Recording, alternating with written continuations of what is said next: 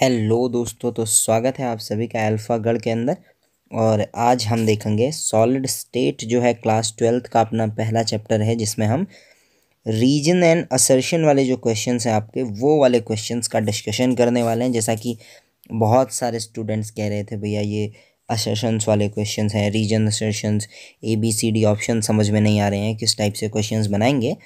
तो अब बोर्ड भी नज़दीक आ रहा है, तो एक तरीके से ये सीरीज़ मान के चलिए कि आपको चैप्टर वाइज हम रीजन असर्शंस हैं, आपके MCQs वगैरह के क्वेश्चंस जो हैं वो यहाँ करा लेंगे। बाकी आपका ऑफलाइन क्लासेस जो चल रही हैं, जो रिवीजन क्लासेस अभी चल रही हैं, वो चलती रहेंगी, है ना। तो ये जो रीजन और असर्शन वाली क्लास है, इसमें क्या होगा, जो ऑफलाइन क्लास में नहीं थे बच्चे, वो भी क्या कर सकते हैं, अपना आराम से तैयारी कर सकते हैं। और बोर्ड का आपका जो सेक्शन A का क्वेश्चन है, जितने भी आते हैं असर्शन के, रीजन असर्शन के, आपके पैराग्राफ के और MCQ के, वो सारे क्वेश्चंस को आप सॉल्व कर सकते हैं इन वीडियोस की हेल्प से, है ना। तो ज़्यादा से ज़्यादा लोगों तक ये वीडियो पहुंचाइए, शेयर कीजिए, और जितने भी चैनल पे नए हैं वो क्या करेंगे, चैनल को सब्सक्राइब करेंगे। तो स्वागत है एक बार फिर से आपका अल्फागढ़ में। तो चलिए शुरू करते हैं आज का अपना पहला क्वेश्चन रीजन एंड असर्शंस का। और एक बार समझ लीजिएगा क्या होते हैं ये दोनों क्वेश्चंस, इस टाइप के क्वेश्चंस आते कैसे हैं, है ना। तो थोड़ा सा मैं आपको इसके बारे में बता दूं। इसमें आपको दो सेंटेंस दिए होंगे, एक को कहेंगे आप असर्शन, एक को कहेंगे आप रीजन। ऊपर वाला भी एक सेंटेंस है, नीचे वाला भी एक सेंटेंस ही होगा, पूरा का पूरा सेंटेंस लिखा हुआ होगा। जैसे कि यहाँ पे कोई भी एक सेंटेंस आप मान लीजिए, दैट इज़ आपका नाम कुछ है, दिस इज़ योर नेम, और यहाँ पर एक रीज़न दिया होगा कि आपके पेरेंट्स ने आपका वो नाम रखा, या कुछ भी इसमें लिखा हो सकता है।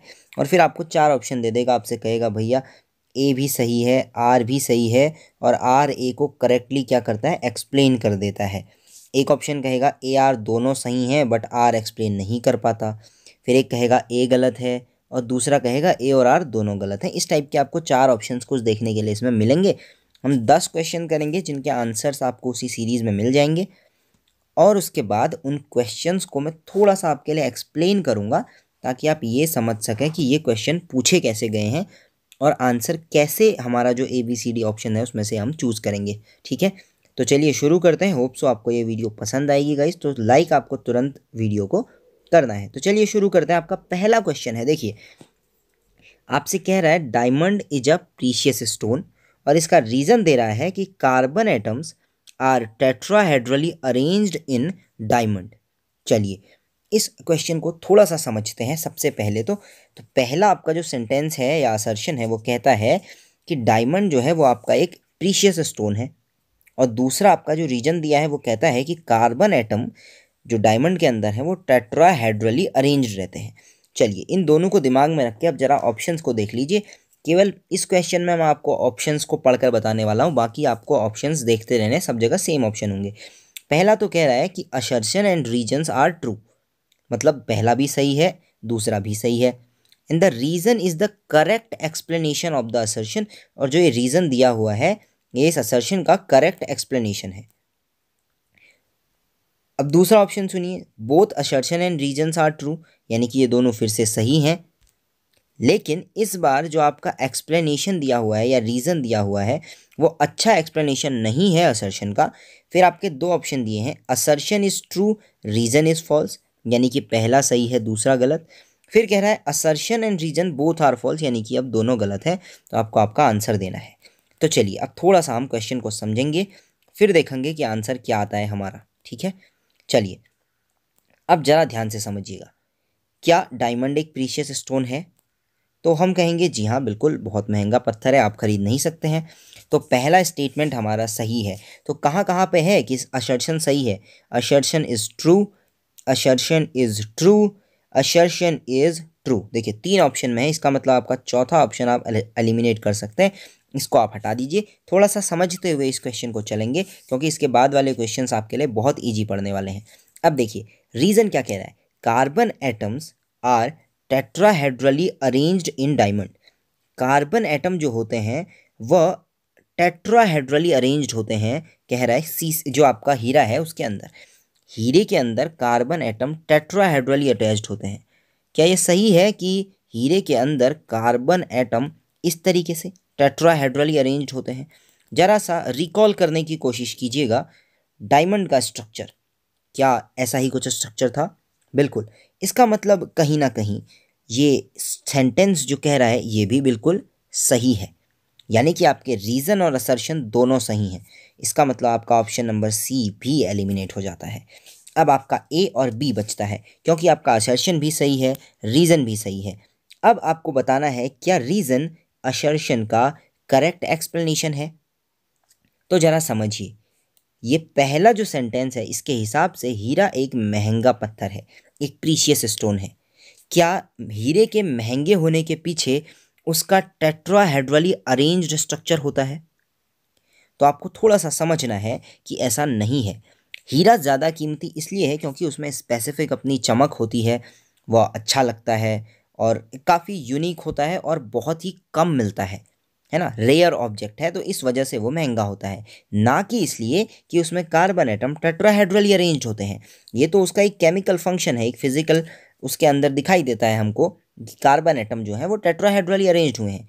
तो इसका मतलब क्या है कि आपका रीज़न असर्शन दोनों सही तो हैं, लेकिन जो रीज़न है वह इस असर्शन के लिए करेक्ट एक्सप्लेनेशन नहीं है। हीरा इसकी वजह से महंगा नहीं होता है। इसका मतलब आपका आंसर जो है वो ऑप्शन नंबर बी होना चाहिए था, यानी कि both assertion and reasons are true but reason is not the correct explanation of the assertions. Hope so guys आपको ये क्वेश्चन समझ में आ गया होगा कि इन क्वेश्चंस को सॉल्व कैसे करते हैं। तो अभी हम 10 क्वेश्चंस इसके अंदर करेंगे, जिससे आपका पहला चैप्टर लगभग लगभग आप आइडिया लगाने के लिए आपका काफ़ी अच्छा इससे आपका तैयार हो जाएगा। तो थोड़ा सा इसके बारे में जान लेते हैं दोस्तों। जो डायमंड है अपना, वो उसके अंदर होता क्या है, काफ़ी स्ट्रॉन्ग एक केमिकल बॉन्ड होता है 4 कार्बन के बीच में, यानी कि 4 कार्बन एटम्स के बीच में हीरे के अंदर काफ़ी स्ट्रॉन्ग केमिकल बॉन्ड होता है। और इससे क्या होता है, एक tetrahedral type of structure develop होता है, एक टेट्राहेड्रल स्ट्रक्चर बनता है। और एक तरीके से इसके अंदर आप देखेंगे sp3 हाइब्रिडाइजेशन होता है। अभी हम हाइब्रिडाइजेशन देखेंगे और स्ट्रक्चर के हिसाब से भी समझेंगे कि हम ऐसा क्यों कह रहे हैं।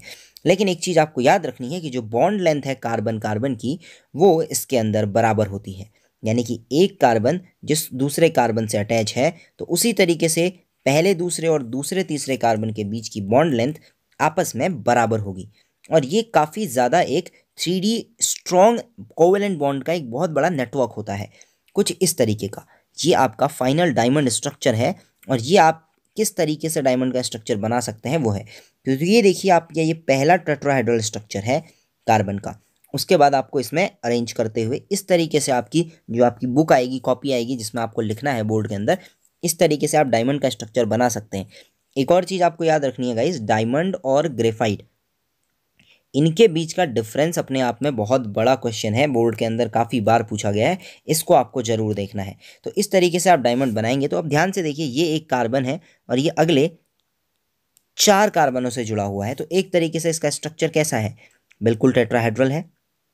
और इसके अलावा गाइस हाइब्रिडाइजेशन अगर आप निकालें तो सारे के सारे सिग्मा बॉन्ड को काउंट कर लीजिए।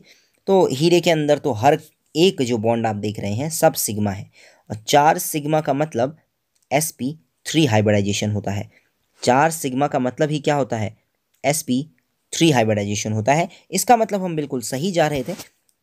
इसी के साथ हम थोड़ा सा डायमंड के बारे में और जानेंगे कि इसका जो मेल्टिंग पॉइंट है वो काफ़ी ज़्यादा होता है। आप खुद देखिए 3843 केल्विन के आसपास, और काफ़ी ज़्यादा इसकी डेंसिटी होती है। इसकी डेंसिटी होती है 3.51 ग्राम पर सेंटीमीटर क्यूब। तो एक तरीके से हीरा काफ़ी ज़्यादा मेल्टिंग पॉइंट रखता है, काफ़ी सॉलिड होता है और डेंसिटी काफ़ी ज़्यादा होती है, लेकिन यह इलेक्ट्रिसिटी और आपका जो हीट है उसका एक पुअर कंडक्टर होता है, या एक तरीके से आप कहें अच्छा कंडक्टर नहीं होता है। और सिग्मा बॉन्ड होते हैं, इसके बारे में मैंने आपको बता दिया। अब इसका रीज़न क्या है, अगर आपसे पूछे कि भैया बताइए ये पुअर कंडक्टर क्यों है या लो कंडक्टर क्यों है, तो आप इस स्ट्रक्चर को कहेंगे कि देखिए एक कार्बन के सारे इलेक्ट्रॉन्स कहाँ बॉन्डिंग्स में गए हुए हैं, इसकी वजह से इसके पास कोई फ्री इलेक्ट्रॉन नहीं है। और फ्लो ऑफ इलेक्ट्रॉन आपको पता है कि इलेक्ट्रॉन जो है जब फ्लो करेंगे तभी इलेक्ट्रिसिटी जनरेट होती है। जब कार्बन के पास फ्री इलेक्ट्रॉन नहीं है तो इसका मतलब ये इलेक्ट्रिसिटी और हीट का फ्लो नहीं कर सकता। चलिए अब एप्लीकेशन या यूजेस की बात करें तो आप वहाँ पे पढ़ सकते हैं। जो डायमंड है वो क्या है, आपका हार्डेस्ट सब्सटेंस है ना, एक तरीके से काफ़ी ज़्यादा स्ट्रांग होता है। तो इसमें आप कह सकते हैं कि इससे काफ़ी सारे टूल्स बनते हैं जो कटिंग ड्रिलिंग में इसके यूज़ किए जाते हैं। और फिलामेंट्स बनाने के लिए टंगस्टन वगैरह के अंदर काफ़ी ज़्यादा इसका यूज़ किया जाता है। मेटल्स वगैरह को काटने के लिए, ज्वेलरी बनाने के लिए इसका बहुत बड़े अमाउंट में यूज किया जाता है। इसके अलावा आप जानते भी हैं कि ये जो डायमंड है ये आपका किसके अंदर यूज़ होता है, आपके जो पहनी जाती हैं वस्तुएं, अंगूठी है, रिंग वगैरह है, नेकलेस है, तो इसमें काफ़ी बड़े अमाउंट में डायमंड का यूज़ होता है। तो इसके बारे में आप देख सकते हैं। ग्रेफाइट की बात करें तो एक स्टेबल केमिकल बॉन्ड तो होता है, लेकिन केवल और केवल 3 कार्बन बॉन्ड्स के साथ होता है। तो ये एक तरीके का शीट स्ट्रक्चर होता है, यानी कि एक के ऊपर एक जो है अरेंज्ड रहते हैं ग्रेफाइट के अंदर। और इसके अंदर ध्यान दीजिएगा, जब आप डिफरेंस लिखें तो आप लिखेंगे कि ग्रेफाइट के अंदर आपका sp2 हाइब्रिडाइजेशन होता है, ना कि sp3 हाइब्रिडाइजेशन। तो ये थोड़ा सा डिफरेंस इनके बीच में है जो आपको ध्यान रखना है, और इसके बारे में हम थोड़ा बहुत और देखेंगे। इस तरीके से आप देखेंगे एक ग्रेफाइट का जो स्ट्रक्चर बनेगा, या सबसे ऊपर की लेयर आप कह लीजिए ये है, इसके ऊपर ऐसी ही लेयर्स को आप अरेंज करते जाइए इस तरीके से, तो आपका कंप्लीट ग्रेफाइट का स्ट्रक्चर बन जाएगा। चलिए अब एप्लीकेशन या यूजेस की बात करें ग्रेफाइट की, तो ये एक ल्यूब्रिकेंट की तरह यूज़ होता है और काफ़ी ज़्यादा इसका यूज़ किया जाता है। लेड पेंसिल्स के लिए, इलेक्ट्रोड्स बनाने के लिए भी इसका यूज़ होता है, और उसके अलावा carbon employed in the electrolytic cell, तो वहाँ भी इसका यूज़ होता है। और काफ़ी सारे यूजेस आप इसके बता सकते हैं। और ख़ासकर आप देखें अगर न्यूक्लियर रिएक्टर्स जो होते हैं उनके अंदर ग्रेफाइट की रॉड्स का यूज़ किया जाता है, तो ग्रेफाइट की रॉड जो है वो डाली जाती हैं ताकि जो रिएक्शन अंदर चल रही है न्यूक्लियर रिएक्टर्स के, वो बैलेंस रहे। चलिए आपका अगला क्वेश्चन है, देखिए, in crystal lattice the size of the cation is larger in a tetrahedral hole than in octahedral hole. तो ये एक थोड़ा सा अच्छा क्वेश्चन आप कह सकते हैं, और इसके लिए आपको थोड़ा सा बेसिक नॉलेज इस चीज़ की होनी चाहिए। तो एक क्रिस्टल लैटिस के अंदर जो कैटायन का साइज़ है वह टेट्राहेड्रल होल में ऑक्टाहेड्रल होल के कंपैरिजन में ज़्यादा होता है। ये आपका असर्शन है, और इसका रीज़न दिया है कि जो कैटायन है वह आपका ज़्यादा स्पेस ऑक्यूपाई करता है एनायन के कंपैरिजन में। आपका कैटायन ज़्यादा स्पेस ऑक्यूपाई करता है एनायन के साथ, ठीक है। चलिए अगर मैं थोड़ा सा रीज़न को पहले देखूं, असर्शन को बाद में, पहले रीज़न की बात करें तो cation occupy more space than anion. तो यहाँ पे आपको थोड़ा सा इतना तो आपको नॉलेज होगा कि कैटायन और एनायन का जब हम कंपैरिजन करते हैं तो हम देखते हैं कि कैटायन जो है वह कम स्पेस ऑक्यूपाई करता है देन एनायन। इसका आपने काफ़ी सारा एग्जाम्पल पढ़ा होगा जब आप डिफेक्ट्स वगैरह पढ़ रहे थे। तो यहाँ से आप कह सकते हैं कि आपका रीज़न जो है वो गलत है। तो अगर आपका रीज़न गलत है तो आपके पास केवल 2 ऑप्शन बचते हैं, ये और ये ऑप्शन आपके एलिमिनेट हो जाते हैं। तो आपके पास ऑप्शन नंबर सी और ऑप्शन नंबर डी, ये 2 ही ऑप्शन बचते हैं जिस पे आपको सोचना है, क्योंकि इन दोनों में ही आपसे कहा गया है कि रीज़न इज फॉल्स। तो क्या असर्शन सही है? क्या in crystal lattice the size of cation is larger in a tetrahedral hole than in octahedral hole? तो अगर आप कभी टेट्राहेड्रल होल और ऑक्टाहेड्रल होल को समझेंगे तो आपको पता होगा कि किसका साइज बड़ा होता है। अगर टेट्राहेड्रल जो वॉइड आपकी बनेगी वो, और जो आपकी ऑक्टाहेड्रल वॉइड बनेगी, उनके अगर आप साइज़ का कंपैरिजन करेंगे गाइस, तो आपको पता होना चाहिए कि किसका साइज़ बड़ा होता है। जिसका साइज़ बड़ा होगा कैटायन ऑब्वियसली उसमें ज़्यादा बड़े अमाउंट में आएगा। तो अगर हम ध्यान से देखें तो टेट्राहेड्रल होल ऑक्टाहेड्रल होल के कंपैरिजन में छोटा होता है। जो टेट्राहेड्रल है वो ऑक्टाहेड्रल के कंपैरिजन में छोटा होता है, क्योंकि अगर आपको टेट्राहेड्रल याद हो तो इस तरीके से हम टेट्राहेड्रल बनाते थे। तो इसमें काफ़ी कम स्पेस बचता है एज़ कम्पेयर टू जब हम ऑक्टाहेड्रल बनाते थे, कुछ इस तरीके से। इस तरीके से मैं आपको इसको दोबारा से दिखाऊंगा, बट आपको फिर भी ये सेंटेंस याद रखना है कि जो ऑक्टाहेड्रल होल है उसका साइज टेट्राहेड्रल से बड़ा होता है। ऐसे में कैटायन ऑक्टाहेड्रल में ज़्यादा बढ़ा जाना चाहिए, पर सेंटेंस कह रहा है कि size of cation is larger in tetrahedral, जबकि ऐसा नहीं होता है। कैटायन का लार्जर साइज ऑक्टाहेड्रल के अंदर होता है। मतलब आपका एसर्शन और रीज़न दोनों ही गलत है। तो इसका मतलब आपका ऑप्शन नंबर डी इसका सही आंसर है। तो अगर हम देखें एक क्रिस्टल लैटिस के अंदर टेट्राहेड्रल वॉइड जो होती है वो ऑक्टाहेड्रल से छोटी होती है। इसके लिए आपने जब मैथमेटिकली इसे प्रूफ किया था, आपने जब रेडियस रेशियो निकाला था, तब आपने देखा था कि टेट्राहेड्रल वॉइड और ऑक्टाहेड्रल वॉइड के अंदर रेशियो का जो रेडियस का जो रेशियो है वह टेट्राहेड्रल वॉइड में 0.225 के करीब होता है, जबकि ऑक्टाहेड्रल में यही रेशियो 0.414 होता है। इससे आपको वैसे भी आपको पता चल जा रहा है कि जो आपका ऑक्टाहेड्रल वॉइड है वो टेट्राहेड्रल वॉइड से बड़ी है। और दूसरी चीज़ आपको ये भी पता है कि एनायंस जो होते हैं वो कैटायन से ऑब्वियसली ज़्यादा होते हैं साइज़ में। तो इस हिसाब से अगर आप ये स्ट्रक्चर देखें तो आप क्लियरली समझ सकते हैं कि एक टेट्राहेड्रल वॉइड कब बनती है, जब आपके इस तरीके से अरेंज 3 मॉलिक्यूल्स को आप देखिए, इसके ऊपर कोई एक मॉलिक्यूल बीच की वॉइड के ऊपर आ जाए तो आपकी टेट्राहेड्रल वॉइड बनती है। वहीं ऑक्टाहेड्रल में इस तरीके के 3 मॉलिक्यूल्स जो हैं, 3 एटम्स या जो भी आप कॉन्स्टिट्यूएंट पार्टिकल बोलें, इनका रिवर्स ऑर्डर अरेंज कर दीजिए इस तरीके से, 1, 2 और 3 को अरेंज कर दीजिए, तो जो वॉइड बनेगी वो आपकी ऑक्टाहेड्रल वॉइड बनेगी। तो यहाँ से आपको देखना होगा कि जो टेट्राहेड्रल वॉइड और ऑक्टाहेड्रल वॉइड्स हैं उनके साइज के कंपैरिजन में ऑक्टाहेड्रल वॉइड का साइज टेट्राहेड्रल से बड़ा होता है। इसके अलावा आप देख लीजिए इनके बारे में थोड़ी बहुत प्रॉपर्टीज़ भी दी हुई हैं। तो जो टेट्राहेड्रल वॉइड है वो हमें CCP टाइप जो हमारे लैटिस बनते हैं, क्यूब यूनिट सेल बनती है, उसके अंदर मिलता है, जबकि जो ऑक्टाहेड्रल वॉइड है वो हमें HCP टाइप में मिलती है। जो हमारी टेट्राहेड्रल वॉइड है उसका शेप ट्राइंगुलर होता है, जबकि ऑक्टाहेड्रल वॉइड का शेप ऑक्टाहेड्रल ही होता है। इसके अलावा एक एटम की यूनिट सेल में 2x नंबर होते हैं एटम्स के जितने, जबकि एक ऑक्टाहेड्रल में केवल और केवल 1x नंबर ऑफ एटम्स होते हैं। टेट्राहेड्रल वॉइड के लिए कोऑर्डिनेशन नंबर होता है 4, आप खुद देख लीजिए 1, 2, 3 और 4, जबकि ऑक्टाहेड्रल के लिए कोऑर्डिनेशन नंबर 6 होता है। अगर आप ध्यान से देखें तो आपको यहाँ पर 6 दिखाई देंगे। तो इस तरीके से आप इनका स्ट्रक्चर भी देख सकते हैं। और अगर हम क्लियरली बात करें, कुछ हमारी जो वॉइड्स के टाइप हैं उसमें आपके जो सिलेबस के अंदर आपको मेनली पढ़ना है वो टेट्राहेड्रल और ऑक्टाहेड्रल होता है, जिसके एग्जाम्पल ZnS CuCl, यानी कि ये दोनों आपके टेट्राहेड्रल हैं। वहीं NaCl MgO जो आप जानते हैं वो ऑक्टाहेड्रल के एग्जाम्पल हैं। कोऑर्डिनेशन नंबर और उनका रेडियस रेशियो भी दिया हुआ है, बाकी के बारे में आप हल्का फुल्का देख सकते हैं। चलिए, आपका तीसरा क्वेश्चन कह रहा है कि जो क्रिस्टलाइन सॉलिड होते हैं उनका शॉर्ट रेंज ऑर्डर होता है, और उसका रीज़न कह रहा है कि एमरफस सॉलिड का लॉन्ग रेंज ऑर्डर होता है। तो देखिए, बड़े ध्यान से इस क्वेश्चन को आप आराम से सॉल्व कर सकते हैं, क्योंकि आपने चैप्टर का जब बेस आप पढ़ रहे थे, the difference between the amorphous solid and crystalline solid, तो वहाँ पर आपने समझा होगा कि जो क्रिस्टलाइन सॉलिड्स होते हैं वो लंबा और एक काफ़ी लॉन्ग रेंज में एक ऑर्डर दिखाते हैं अमाउंट में। जो इसके कॉन्स्टिट्यूएंट पार्टिकल्स हैं, चाहे वो एटम हो, चाहे वो आयन हो, चाहे वो मॉलिक्यूल्स हों, तो वो एक लंबे रेंज तक एक तरीके से जुड़े रहते हैं, एक सिमिलर पैटर्न में अरेंज रहते हैं, जबकि एमरफस सॉलिड के अंदर ऐसा नहीं होता है। एमरफस सॉलिड में जो मॉलिक्यूल्स हैं, कॉन्स्टिट्यूएंट पार्टिकल्स हैं, उनका ऑर्डर डिसबैलेंस रहता है और इरेगुलर होता है। तो हम कहें तो क्रिस्टलाइन सॉलिड है लॉन्ग रेंज ऑर्डर होता है, ना कि शॉर्ट, यानी कि ये स्टेटमेंट आपका गलत है। और इसका रीज़न अगर देखा जाए तो वह भी गलत नज़र आ रहा है। एमरफस सॉलिड में लॉन्ग नहीं शॉर्ट रेंज ऑर्डर होता है। इसका मतलब एसर्शन और रीज़न दोनों ही आपके गलत हैं। इसका मतलब ऑप्शन नंबर डी आपका बिल्कुल सही होने वाला है।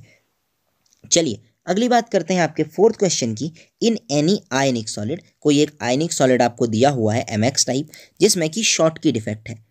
तो एक चीज़ तो आपको अब शॉर्ट की डिफेक्ट आपके दिमाग में आ जाना चाहिए। उसमें वह कह रहा है कि जो नंबर है पॉजिटिव और नेगेटिव आयंस का वो बराबर होता है। तो अब इसको थोड़ा सा दिमाग में लाइए। एक आयनिक सॉलिड है, कोई एक आयनिक सॉलिड MX होगा, जिसका आपको स्ट्रक्चर बनाना है दिमाग में। आपने आयनिक सॉलिड्स का स्ट्रक्चर बनाया होगा, आप इस तरीके से बनाते थे MX MX MX, और फिर इसके नीचे से XM XM, इस तरीके से आप काफ़ी लंबे रेंज तक इनको ऑर्डर को अरेंज कर लेते थे। इसी को आप MX ना बोलकर AB के तरीके से भी अरेंज करते होंगे। जब आप इसे AB बोलते होंगे तो आप यहाँ पे A, यहाँ पे B, यहाँ A, यहाँ B और यहाँ B A, इस ऑर्डर में इनको अरेंज करते होंगे। तो ये एक तरीके से वही है MX MX, तो इसने दिया हुआ है वो एक तरीके से आपका कंसीडर किया हुआ AB ही है। वो उसमें एक शॉर्ट की डिफेक्ट है, उसमें आपको शॉर्ट की डिफेक्ट देखने के लिए मिला है। तो अब आपके दिमाग में शॉर्ट की डिफेक्ट आ जाना चाहिए कि शॉर्ट की डिफेक्ट में क्या होता है। तो आपको पता है शॉर्ट की डिफेक्ट में एनायन और कैटायन, यानी कि एक पॉजिटिव आयन और एक नेगेटिव आयन या 2 या 3 बराबर अमाउंट में गायब हो जाते हैं, और उनकी जगह में उनका एक स्पेस या वैकेंट जगह वहाँ पे बन जाती है।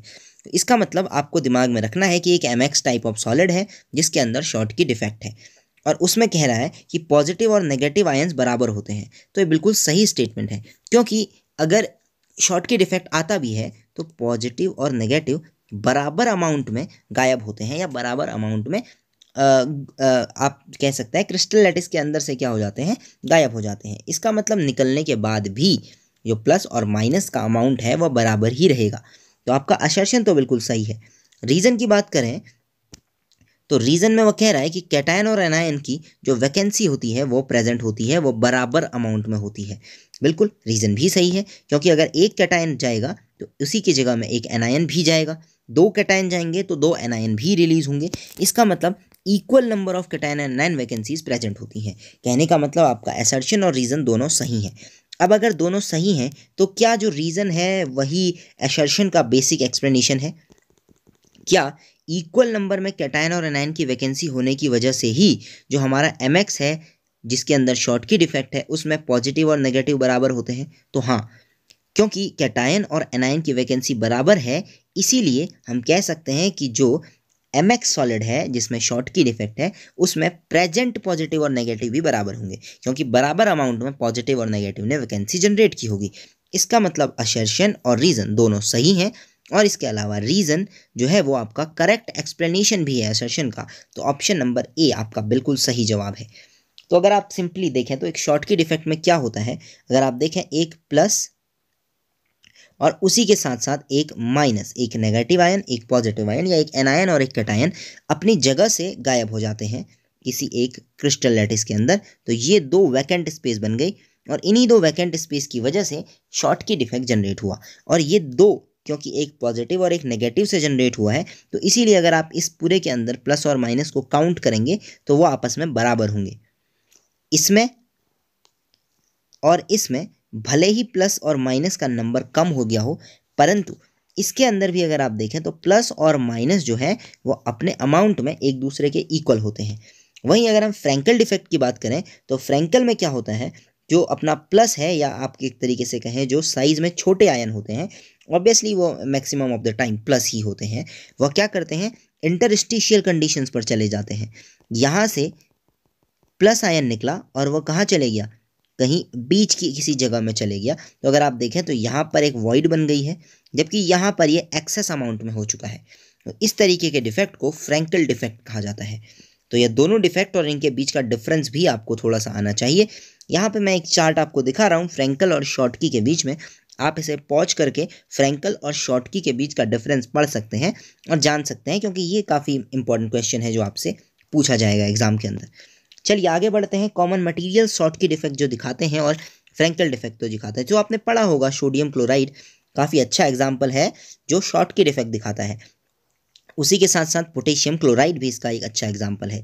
वहीं जिंक सल्फाइड, सिल्वर क्लोराइड और सिल्वर ब्रोमाइड आपका फ्रैंकल डिफेक्ट दिखाते हैं। ये एग्जाम्पल आपको एग्जाम के लिए याद रखने हैं।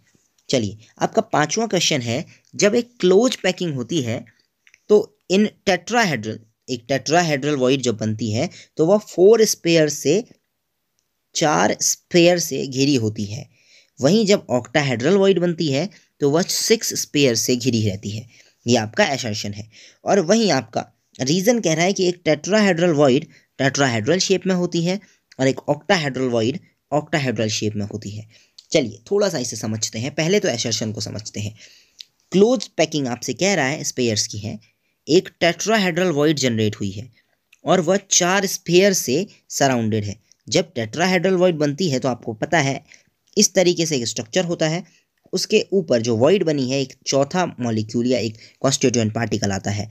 तो पहला लाइन तो बिल्कुल सही है कि टेट्राहेड्रल वॉइड में 4 स्पेयर होते हैं। अब बात करते हैं ऑक्टाहेड्रल की।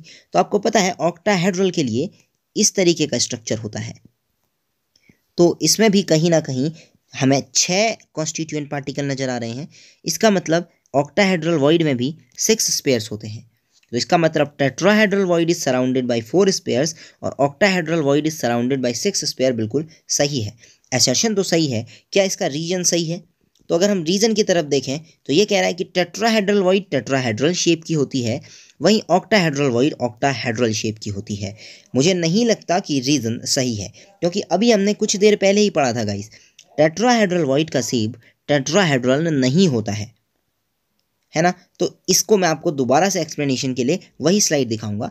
अगर आप देखें तो टेट्राहेड्रल जो वॉइड है उसका शेप ट्रायंगुलर होता है, ना कि टेट्राहेड्रल, जबकि ऑक्टाहेड्रल के लिए यह शेप ऑक्टाहेड्रल ही होता है। अगर आप सेंटेंस को देखें तो यह कहता है कि tetrahedral void has a tetrahedral shape, जो कि गलत है। इसका मतलब ओनली असर्शन इज राइट।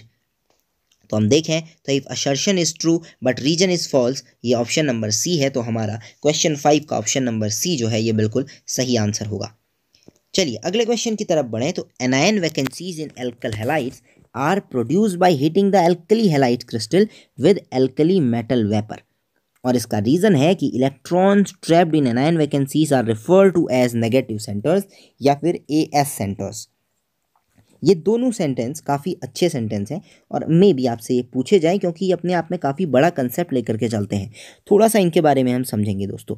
पहले तो आपको एनायन वैकेंसीज के बारे में पता होना चाहिए। तो एनायन वैकेंसीज तब बनती हैं दोस्तों जब किसी भी क्रिस्टल लैटिस के अंदर से कोई एनायन अपनी जगह छोड़कर चला जाए। मान लीजिए ये क्रिस्टल लैटिस है जिसमें यहाँ पे positive negative positive negative positive इस तरीके से मॉलिक्यूल्स या कॉन्स्टिट्यूएंट पार्टिकल अरेंज हो, और इस कंडीशन में होगा ऐसा कि इसके बीच से आपका ये जो प्लस है ये क्या हो जाए, गायब हो जाए, और अब ये जो नेगेटिव आपका गायब हो जाए। और जब आपका नेगेटिव गायब हो जाएगा दोस्तों तो उसकी जगह पे क्या आएगा, एक इलेक्ट्रॉन उसकी जगह को गेन कर लेगा। कुछ इस तरीके से आपकी एनायन वैकेंसीज जनरेट होती हैं। अब एनायन वैकेंसीज से ज़्यादा हमारा फोकस स्टेटमेंट के ऊपर होगा, तो हम असर्शन को ध्यान से पढ़ते हैं। असर्शन का कहना है कि जो एनायन वैकेंसीज होती हैं एल्किल हैलाइड्स के अंदर, एल्किल हैलाइड्स के अंदर है ना, एल्किल और हैलाइड्स ये दोनों आपने जब आप चैप्टर पढ़ रहे होंगे एल्किल हैलाइड्स का तो वहाँ पे भी आपने पढ़ा होगा। हेलो एल्केन्स या एल्किल हैलाइड्स में आपने ये पढ़ा होगा।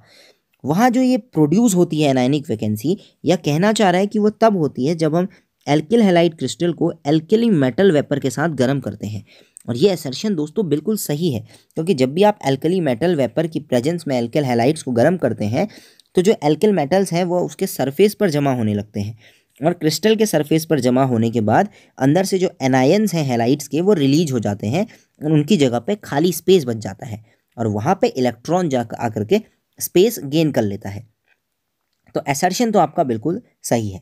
अब अगर हम बात करें रीज़न की, तो electron trapped in anionic vacancies are refer to as negative centres या ये एएस सेंटर्स जो भी है, ये मुझे नहीं लगता कि ये सही है, क्योंकि अगर किसी एनायनिक वैकेंसी के अंदर कोई इलेक्ट्रॉन ट्रैप होता है तो उसे एफ सेंटर के नाम से जाना जाता है, उसे एफ सेंटर के नाम से जाना जाता है।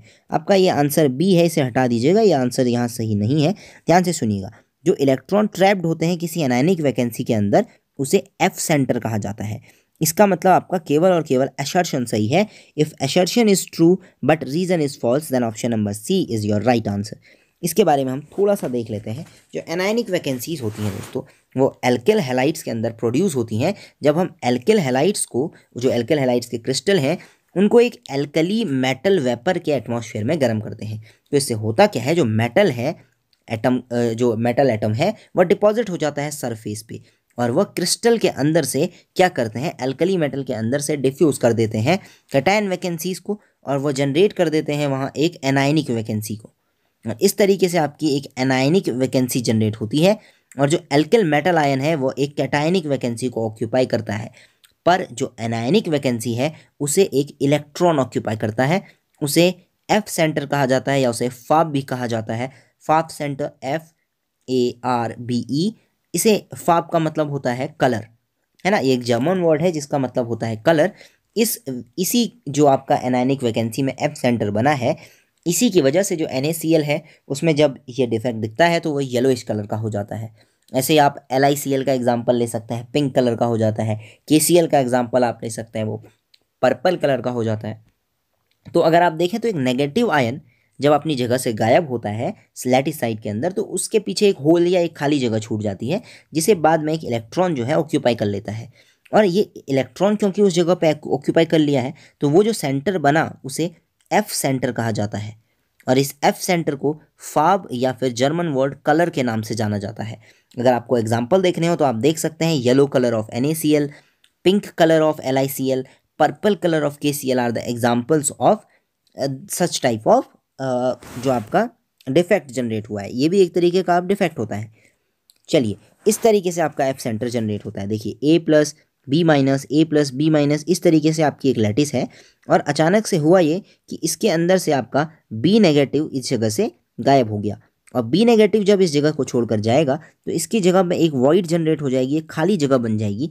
इस खाली जगह को बैलेंस करने के लिए, क्योंकि एक नेगेटिव चार्ज बाहर गया है, उसे बैलेंस करने के लिए एक इलेक्ट्रॉन इस जगह को ऑक्यूपाई करेगा, और इस इलेक्ट्रॉन के ऑक्यूपाई करने के बाद जो सेंटर आपका जनरेट होता है उसे कैपिटल एफ सेंटर कहा जाता है। चलिए, आपका 7th क्वेश्चन है, electrical conductivity of semiconductor increases with increase in the temperature.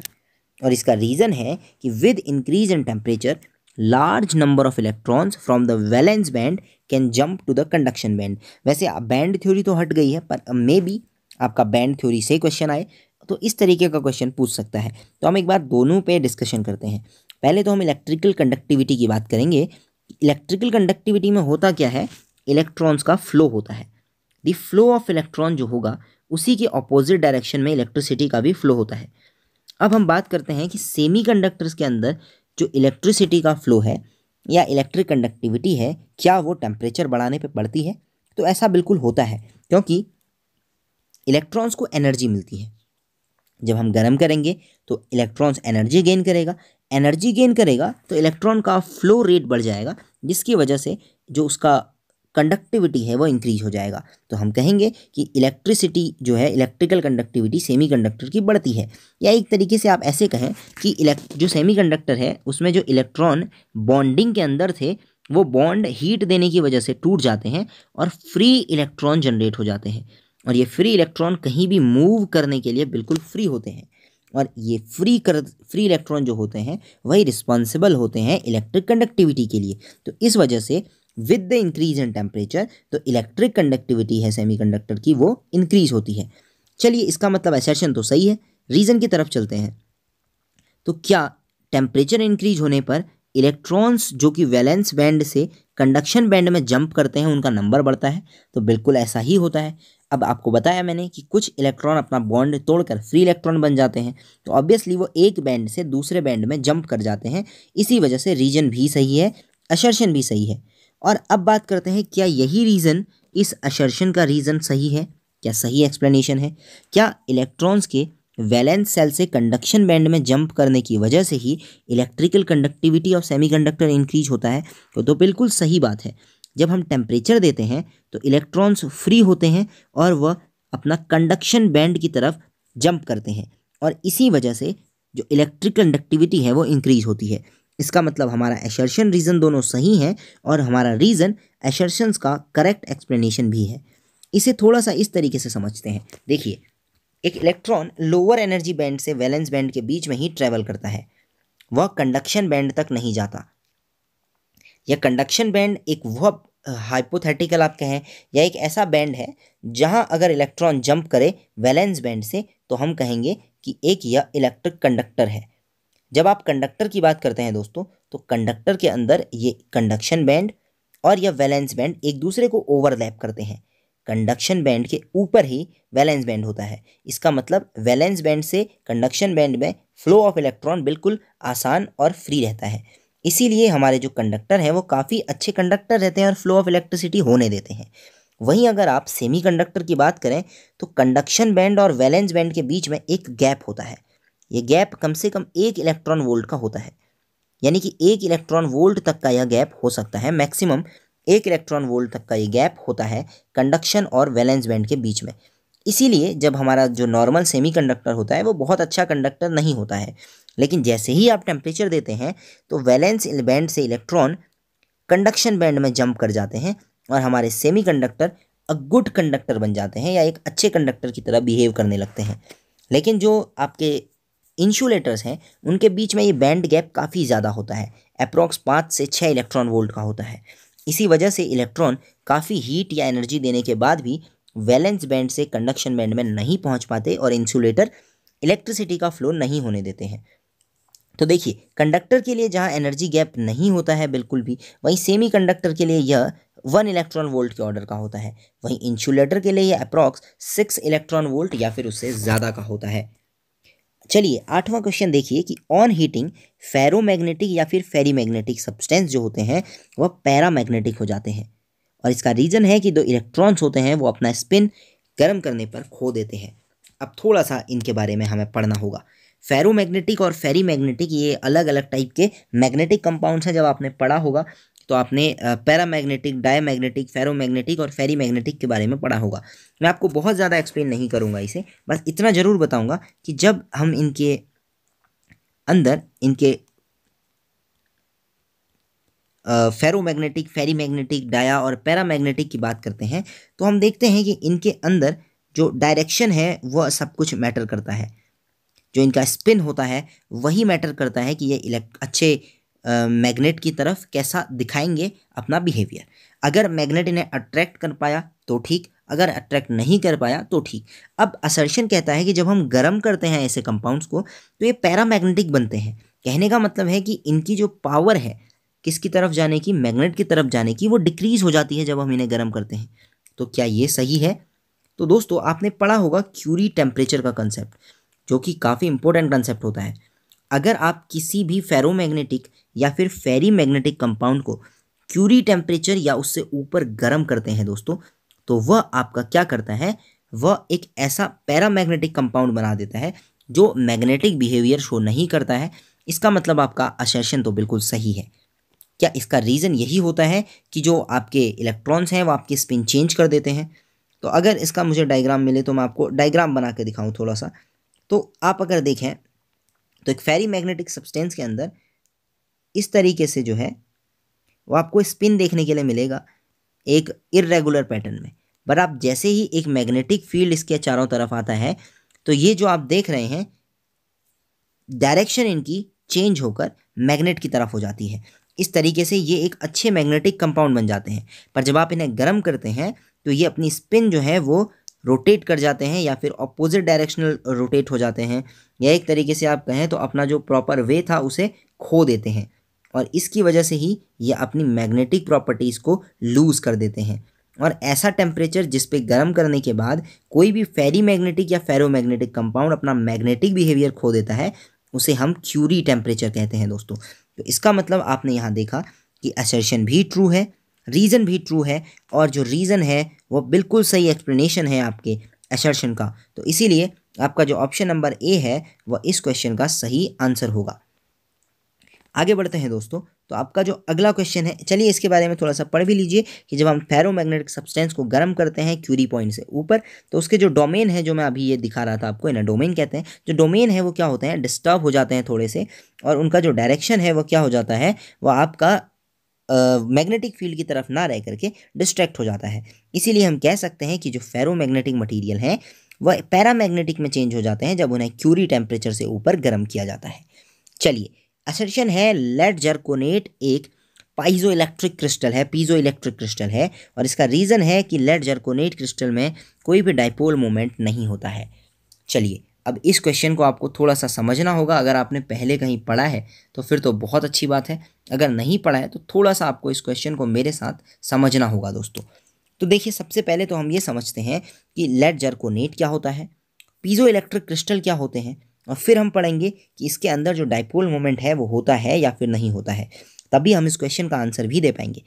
तो दोस्तों, लेड जर्कोनेट से पहले हम थोड़ा सा पीजो इलेक्ट्रिक जो क्रिस्टल होते हैं इन्हें समझते हैं। ये एक तरीके के ऐसे क्रिस्टल हैं दोस्तों जो अपना बिहेवियर चेंज करते हैं जब इन्हें किसी इलेक्ट्रिक फील्ड के कांटेक्ट में लाया जाता है।